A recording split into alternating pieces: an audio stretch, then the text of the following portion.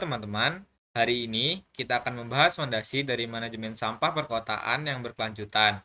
Kita tidak hanya bicara soal truk dan tempat sampah, tapi kita akan membedah otak di baliknya, yaitu legislasi, sumber daya manusia, dan sumber daya keuangan. Ketiga pilar ini menentukan apakah sistem pengelolaan sampah di sebuah kota itu berhasil atau gagal. Dengan judul Legislasi, SDM, dan Sumber Daya Keuangan. Dengan nama saya Bayu Dwi Setiawan, dan rekan Saya Wisnu David Prasetyo.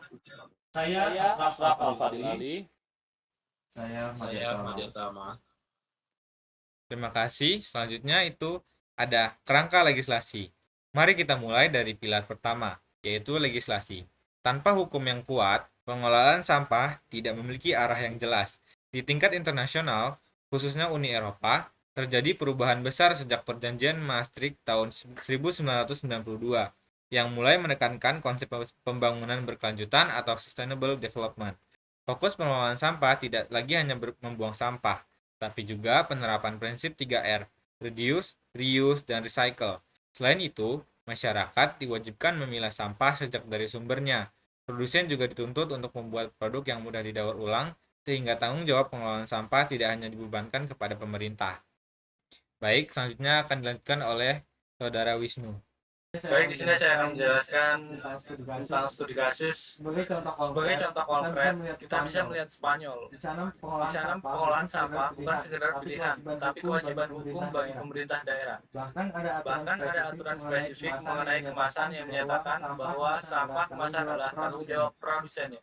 Jika kita bergeser ke Amerika Latin, seperti di Argentina, Bolivia, pendekatannya lebih ke arah hak asasi. Mereka memasukkan hak atas lingkungan yang sehat dalam konstitusi. Tantangan mereka berbeda. Fokusnya adalah menghapus praktik pembakaran ilegal dan memberikan martabat bagi pekerja informal di sekitar tempat pembuangan akhir.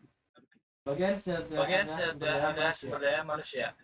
Pilar kedua adalah manusia. Siapa yang menjalankan sistem ini? Ada dua model utama. Pertama, model publik di mana pemerintah mengelola semuanya secara mandiri, cocok untuk kota kecil. Kedua, model outsourcing, di mana pemerintah hanya menjadi pengawas sementara operasional lapangan diserahkan kepada pengusaha swasta yang lebih efisien.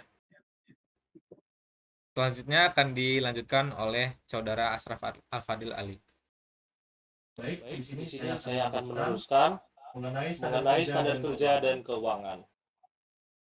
Standar kerja dan tantangan lapangan. Walaupun model pengelolaannya berbeda, kesejahteraan pekerja tetap menjadi hal yang sangat penting.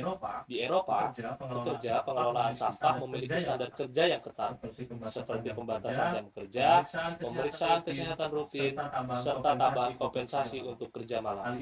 Hal ini penting karena pekerjaan pengelolaan sampah memiliki resiko tinggi. Oleh sebab itu, pekerja harus dilengkapi alat pelindung diri atau yang biasa disebut dengan APD yang memadai, serta dukungan teknologi untuk mengurangi pekerjaan manual yang berbahaya. Kemudian sumber daya keuangan. Pilar berikutnya adalah sumber daya keuangan. Pengelolaan sampah memerlukan biaya besar sehingga diperlukan sistem pembiayaan yang jelas. Ada beberapa metode pembiayaan yang umum digunakan. Pertama, melalui pajak properti. Kedua, melalui tagihan utilitas seperti listrik atau air, sehingga pembayaran lebih efektif. Tiga, sistem pay as you throw, yaitu masyarakat membayar sesuai jumlah sampah yang dihasilkan. Metode terakhir dianggap paling adil karena mendorong masyarakat untuk mengurangi produksi sampah. Selanjutnya akan dijelaskan oleh Saudara Mada Artama. Baik, di sini saya akan melanjutkan.